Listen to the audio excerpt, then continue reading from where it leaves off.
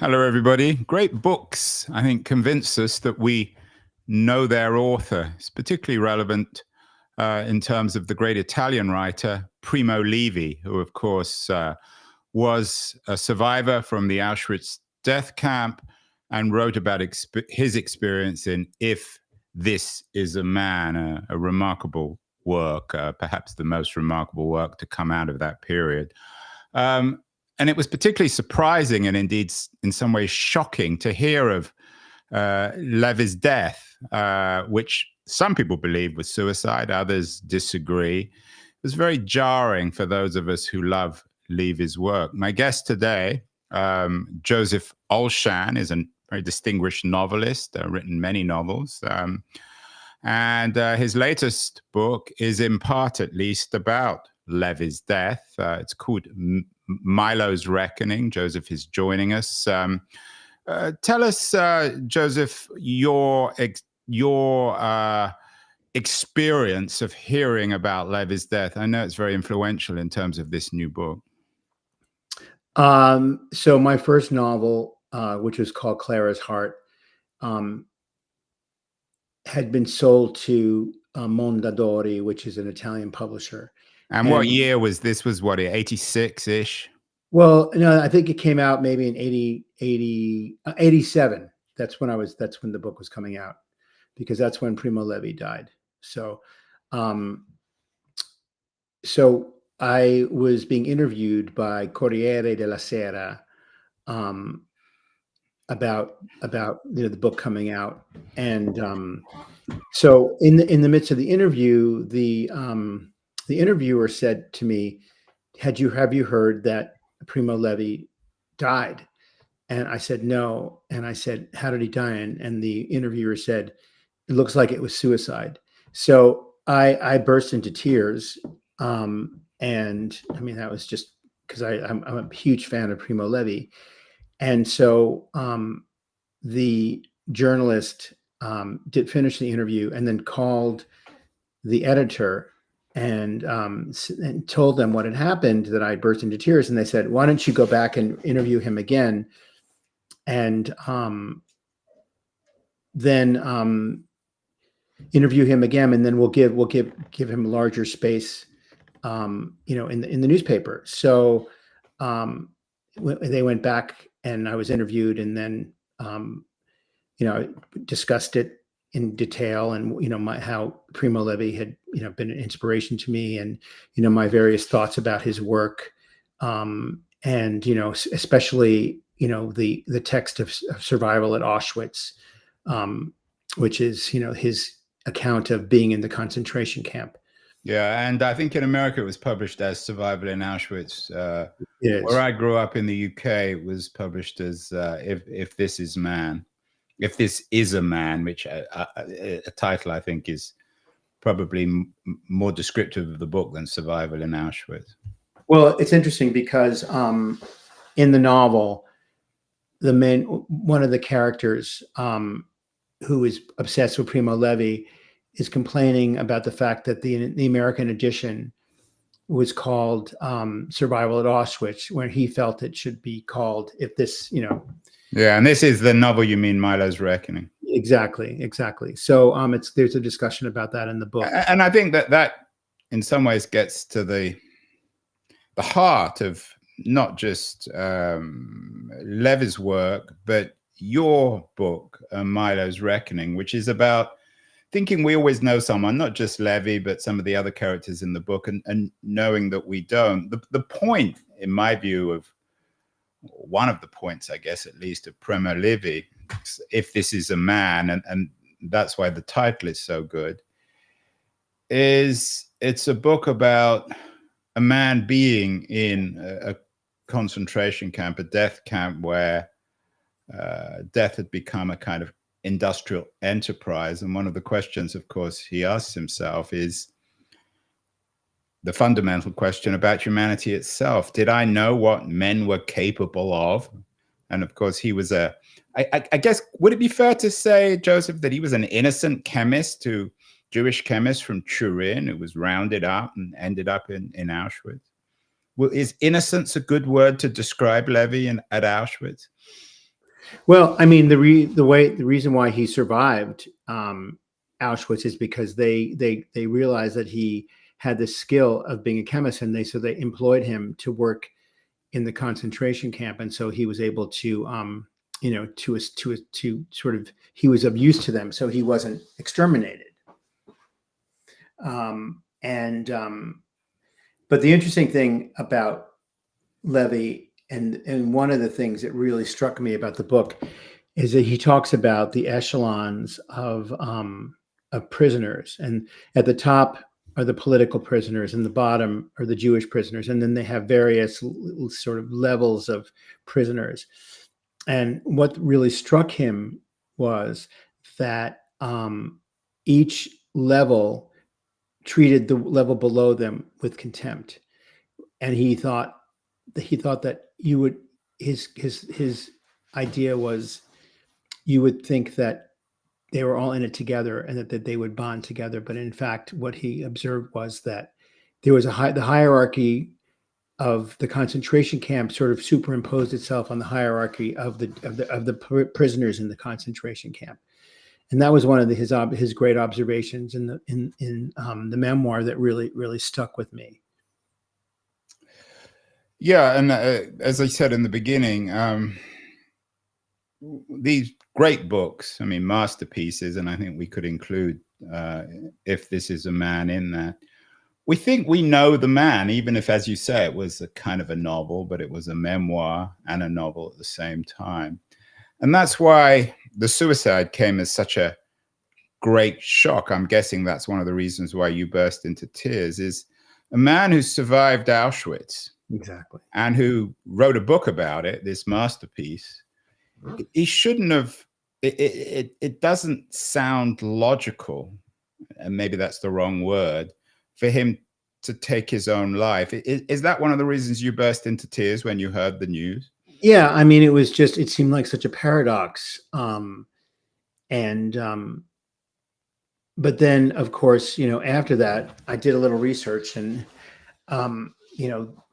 it's the reason why his death is questionable is that apparently he had gone on some kind of antidepressant right before it happened. And so some of the speculation was that when he climbed the stairs to the top of his building where he lived, that he sort of lost his equilibrium and fell because he had just gone grocery shopping. And I think he had carrying grocery bags, and I think he put them down. And so it just didn't really make sense. It was almost like he, I mean, some people speculated that he went in grocery shopping to, for his mother. He was living with his mother, so she would have provisions. So it really didn't make sense. And well, we don't. Would it be fair to say, Joseph, we don't want it to make sense, rather than it didn't make sense? I mean, it's still very unclear exactly what happened. I mean, most people seem to think that he did commit suicide, but there is some murkiness. We simply don't want Levy to have killed himself. We want him to have died by accident. Exactly. And that, of course, and the great question for novelists of never really quite knowing anyone, which is one of the foundations, I guess, of fiction, is the starting point for Milo's Reckoning, your new book. Is that fair? Yeah, it is. It's definitely a jumping off point. But and why for you is suicide such a emotional subject? Well, I mean, at a very early age, I was acquainted with death. When I was 6 years old, I witnessed the drowning of a child, a 2-year-old child who, wandered down into a pond where I was fishing, and then I left, and then I came back, and then he was floating in the water, drowning. So that was sort of like, I mean, he obviously went into the water not knowing how to swim. So in a way, even though he was 2 years old, he it was a kind of suicide in a certain sense. So that, of course, had a great impression on me at the age of 6. And I actually wrote a novel about it years later called The Waterline. But then, Yeah, and that came out in 89. Was that the book that came after Clara's Heart? no, a book called A Warmer Season came after Clara's Heart. Okay.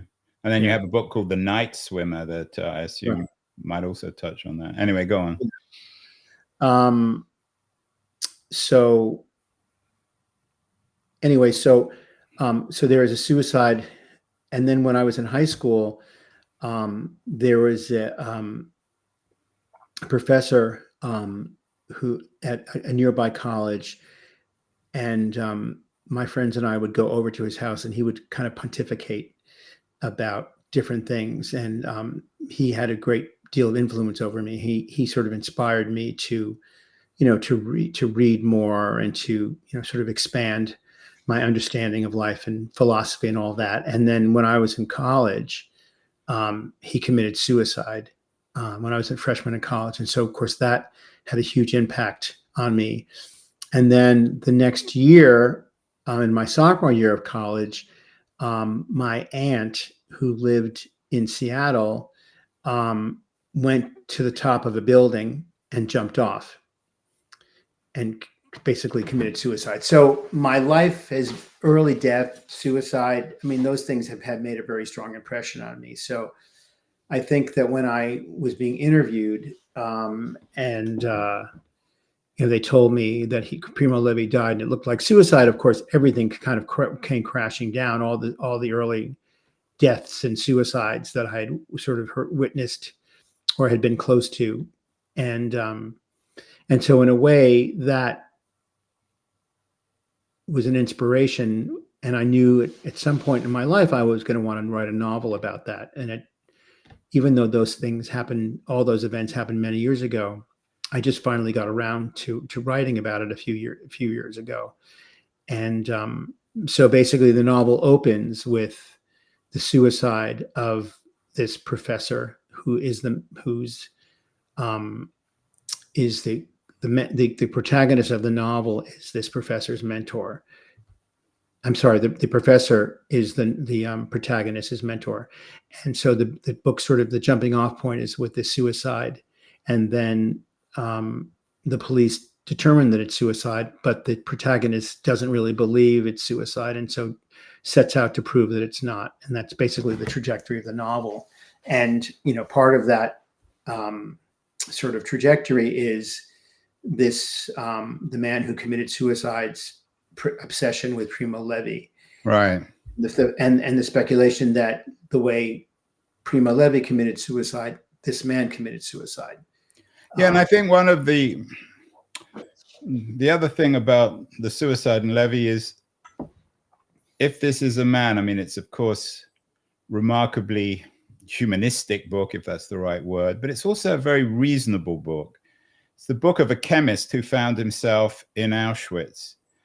And one doesn't always associate reason with suicide. Always, and again, in a very conventional sense, people think it's irrational to take your own life. And we always say, well, we didn't really know this person. We wish we'd known them. I don't know about the professor you talked to. I could never have imagined them committing suicide. In your view, can it be reasonable? I guess the argument might be sometimes when it comes to suicide, if you know you're dying, if you have some fatal illness. But can it ever be reasonable to commit suicide? Is that one of the questions you examine in Milo's Reckoning? It's actually a very good question. And I do think that it is reasonable.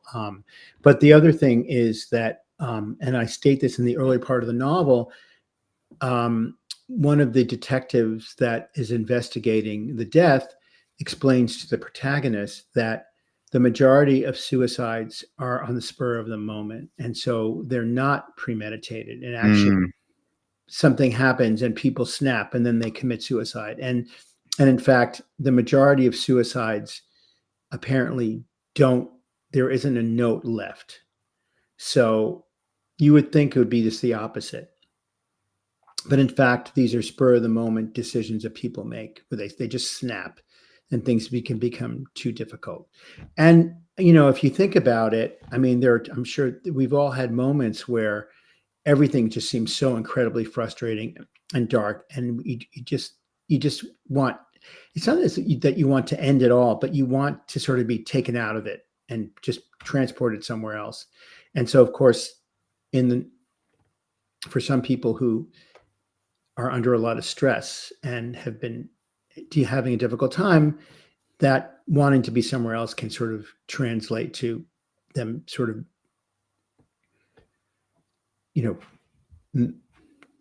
jumping the gun and taking their own lives. And it was took you almost 40 years after hearing of Levy's death to write this book, or certainly it came out. You said you heard about it in 87 or in 2025 now. What, in terms of researching the book and writing it and thinking about Levy as a central figure in the book, what have you learned about Primo Levi that you didn't know back in 87? That he was incredibly humane and dedicated a lot of his life to sort of enlightening people about what had happened. I mean, I didn't know that he had sort of taken that on. I mean, I just thought that he just went back to his normal life. But he made it his mission to sort of enlighten people about what happened and beyond his writing. He wrote, one of the books that he wrote later in his life was The Periodic Table, collection of mostly autobiographical short stories. What about his craft? I mean, you're a novelist, Joseph. How great a writer, in your view, was Levy? I think that he was a great writer because he, I mean, first of all, his prose is beautifully clear, but also he had a great subject matter. I mean, he went through, this ordeal and he was able to write about it and he was able to survive. And, not a lot of people were able to really articulate the experience of having gone through a concentration camp. So, I mean, some of the great writers are great writers because they have great material. I mean, for example, the Czech writer Milan Kundera wrote about, the repression in his country and the unbearable lightness of being. I mean, people who come from sort of countries where there is repression and or occupation have great subject matters at their fingertips, whereas people, for example, in the U.S., which has never been occupied or bombed, I mean, the experience is not so sort of dramatic. I mean, it's everyone's experience who grew up in the U.S. and lives in the U.S. is the experience of their own personal life, but it's not really this political or sort of global, conflict that would sort of impact them. I mean, surely, I suppose that any person a Japanese person that was put in an internment camp in the U.S. would have the same sort of subject matter. But in general, I mean, when people who live in these countries where there is repression and or occupation or, being deported to a concentration camp, I mean, they have incredible material at their fingertips. And although I'm not sure everyone would agree about the United States these days. In fact, we've done these days. Yes. I'm sure there are some Milan Kunderas around who will write books like Kundera's The Joke about Trump's America. If you could ask Primo Levi one question, if you had the opportunity to talk to him, what would you ask him?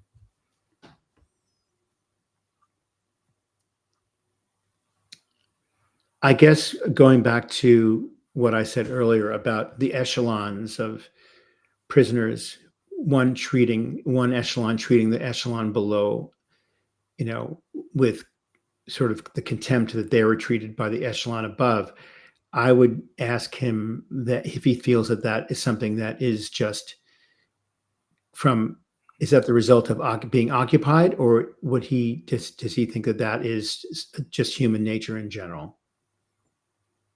And what would you hope he replied? I think he would reply human nature in general. There's the Italian quality of this as well. And in a sense, your book, Milo's Reckoning, is part of your own personal love affair with Italy. I've always wondered whether Levi brought that, I wouldn't call it an Italian sensibility, but an ability with language to write simply and clearly about things, which is always a feature of great Italian writers, sometimes nonfiction writers like Machiavelli. Is that a fair generalization about Italian writers? When I think of The Leopard, for example, the classic 20th century Italian novel, short, simple, but profound at the same time. Is that a quality somehow of Italian writing? I think so. I mean, The Leopard, of course, it's a bit more ornate than most of the novels that that I've read in Italian. And by the way, that book was turned down by a lot of publishers before it was accepted. Like a lot, I'm sure that the Levi book as well. Probably, I'd be interested in the history of the publishing history. You're in the business of If This Is a Man, whether he found a publisher easily. Yeah, I mean, I think that he actually, I don't think that Levi had a difficult time finding a publisher. I think that that was pretty easy. But the author of The Leopard, is it Lampedusa? Yeah, the Lampedusa. Lampedusa. I think that I don't even know if the book was sold when he was. I think he died almost before the book was sold. I think the book was sold actually after he died. Yeah, and I think it's the best-selling Italian, certainly in Italy, the best-selling Italian book of the 20th century. Right, right. And it's certainly wonderful. And I recently watched the movie. Yeah, and there's a movie, like just as your book, Clara's Heart, got turned into a movie. So, of course, The Leopard was turned into one of the greatest of all of Visconti's movies. Right. And then, of course, there's the recent one. There. I think there was a series. Yeah, there's a series. I haven't seen it. Yeah, it was actually pretty good. So, but here's the other thing, which a point that I make in my novel about talking about language. You have a lot of American writers. First of all, the majority of well-educated Americans do not have another language. They only speak English. And unlike the majority of really educated Europeans who at least have one other language, and often two or three other languages. So what happens is that a lot of American writers think that they can go and spend 3 weeks in a country where there's a different language and then write about it. And I think that that is impossible. And that's one of the points that I make in this novel, that, you have to understand a culture, you have to know the language. And if you don't know the language, you're going to miss many things. I have French and I have Italian. So, and I find myself going back to those countries again and again. It's not that I don't have the sort of the desire to travel more broadly, but this experience that I have in those countries, because I know the language, is just so much more profound. I mean, you can communicate with people, you hear things, you see things, and you have a window into the culture. But if you don't have a language, it's really hard to write about it. And I've written 2 novels that have, both of which have taken place in Italy, or at least part of them have taken place in Italy. One was called The Conversion, which is not on that screen. And that was published in 2008. And of course, Milo's Reckoning. But both books take place in a very specific location where I've spent an enormous amount of time, and I know it really, really well. So in a way, it sort of comes back to the theme of the book of knowing something. Right. I guess in a way, you wish you knew Primo Levi as well as you know Italy, and that some things are harder to know than others. Right. But of course, there are, reading Primo Levi in the Italian, it's just not. I mean, as much as I think the English translation is good, I just don't think that it really does justice to the Italian.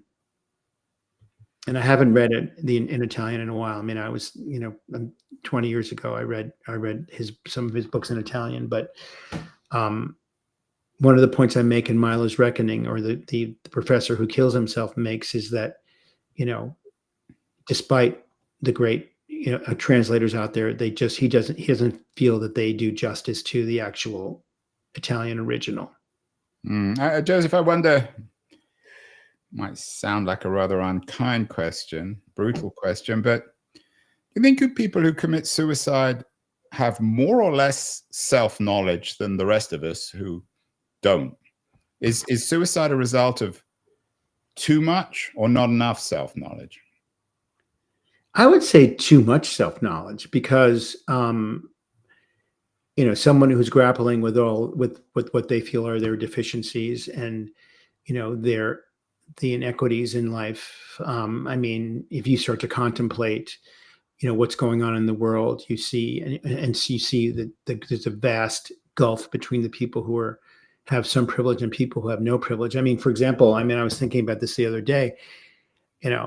I was drinking out of a water bottle as I was driving, and I was saying to myself, just think of how many millions and millions and millions of people there are in the world who don't have access to clean water on a regular basis. I mean, if you start to contemplate these gross inequities, that in itself can be overwhelming. And at least you didn't commit suicide after that. No, but I mean, that was a reason for me at that moment to feel grateful that for something very simple as being able to have access to good drinkable water. So I think that the contemplation of the inequities in the world, and maybe Primo Levi. If you asked me, why do you think Primo Levi committed suicide when he did, and I would just say, maybe delayed PTSD, and that finally what he went through, and what he saw just was overwhelming to him at later on, post-traumatic, and he just had to end it. Yeah, so Levi, who was, of course, this most rational of scientists, a chemist, found himself in Auschwitz, wrote about it in If This Is a Man. His suicide then was almost logical, perhaps even inevitable. Yes, one could say that, but of course, as you said earlier, he'd gone through so much that and from that point of view, it doesn't really make sense. I mean, not only did he survive Auschwitz, but then he went on a train journey to get back to Italy, and it was this long, circuitous journey, where he was riding the train for days and days and days and days and days, and not really having much access to food or water. So, I mean, it was horrific. To put it mildly, I think part of the literature about the Holocaust is we don't quite have the language to describe what is happening, but it's lucky we have authors like Joseph Olshan around. His new book, Milo's Reckoning, is his own love affair and love note to Italy, and at the same time a book about, like good novels, many layers, like Levi's work, is also a book about Primo Levi. Congratulations, Joseph, on the new book. I hope you won't encourage any of our listeners to commit suicide. You suggest that it's the rational thing to do. Perhaps you're right, but we all cling to life because perhaps we're not quite as rational as we might all like to think. So thank you so much. Oh, it was great to be here. Thank you for having me.